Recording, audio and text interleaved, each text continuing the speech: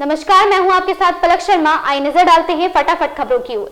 कांग्रेस ने लोकसभा चुनाव में नया प्रयोग किया है कि पिछड़ों, दलितों और अल्पसंख्यकों को टिकट देने में समान हिस्सेदारी रखी है, तो दूसरी तरफ सपा का वोट बैंक कांग्रेस उम्मीदवार के पक्ष में कितना जाता है, इसका भी लिटमस टेस्ट हो रहा है। इस चुनाव में कांग्रेस के इन दोनों प्रयोग की परीक्षा है।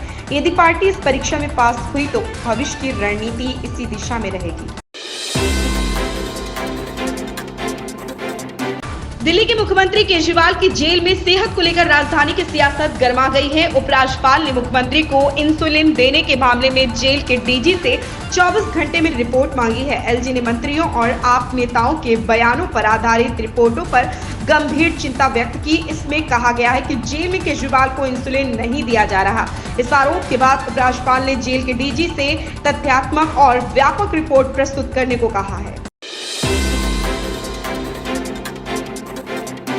प्रधानमंत्री नरेंद्र मोदी ने आज गजरौला में अमरोहा लोकसभा सीट से भाजपा प्रत्याशी कंवर सिंह तंवर के समर्थन में जनसभा को संबोधित किया। इस दौरान जहां सपा कांग्रेस पर जमकर हमला बोला, पीएम मोदी ने कहा कि प्रदेश में दो शहजादों की जोड़ी घूम रही, उनकी फिल्म शूटिंग चल रही, वह हमारी आस्था से खिलवाड़ कर रहे हैं।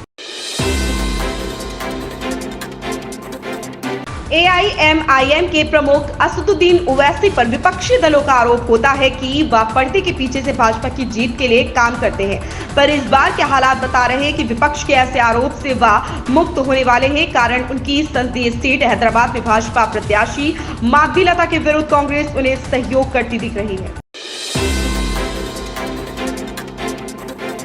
अप्रैल की तपती गर्मी से दिल्ली एनसीआर के लोगों को जल्द राहत मिल सकती है। मौसम विभाग ने राजधानी दिल्ली के लिए बारिश का येलो अलर्ट जारी किया। इसके साथ ही 30 से 40 किलोमीटर प्रति घंटे की रफ्तार से हवा चलने की संभावना। इस दौरान धूल भरी आंधी चलेगी। शुक्रवार को राजधानी दिल्ली का अधिकतम तापमान 37 डिग्री सेल्सियस और न्यूनतम तापमान 23 डिग्री सेल्सियस रह सकता है।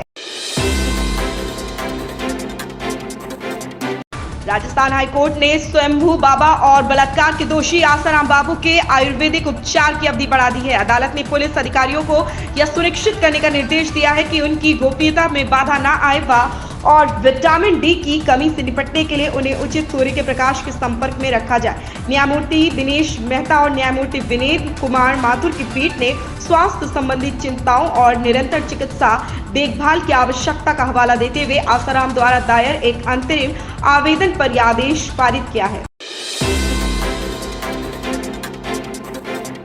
केंद्रीय मंत्री और नागपुर लोकसभा सीट से भारतीय जनता पार्टी भाजपा के उम्मीदवार नितिन गडकरी ने आम चुनाव के पहले चरण में मतदान शुरू होने के बाद शुक्रवार को यह अपने मताधिकार का उपयोग किया। तीसरा कार्यकाल हासिल करने की उम्मीद कर रहे गडकरी अपनी पत्नी, 2 बेटों और बहू के साथ महल इलाके के टाउन हॉल में एक मतदान केंद्र पर पहुंचे। मतदान के बाद पत्रकारों से बातचीत में केंद्रीय मंत्री ने विश्वास जताया कि वह बड़े अंतर से जीत दर्ज करेंगे।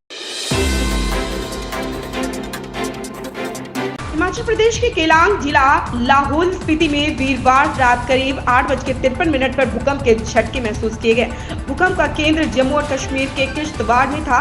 भूकंप की तीव्रता 4.0 आंकी गई। धरती हिलने के बाद लोग अपने अपने घरों से बाहर निकल गए। हालांकि अभी तक कोई नुकसान की सूचना नहीं। पश्चिमी यूपी के मतदाताओं के लिए राहत भरी खबर है। मौसम विभाग का कहना है कि पश्चिमी यूपी के जिन क्षेत्रों में पहले चरण में मतदान होने जा रहे हैं, वहां पर शुक्रवार को गर्मी से थोड़ी राहत रहेगी। आंचलिक मौसम विज्ञान केंद्र के वरिष्ठ मौसम वैज्ञानिक अतुल कुमार सिंह के मुताबिक बादलों की आवाजाही लगी रहेगी और कहीं कहीं हल्की फुहारें भी पड़ सकती हैं। ऐसे में तपती दोपहर में बेहाल हो रहे लोग कुछ राहत महसूस कर सकते हैं।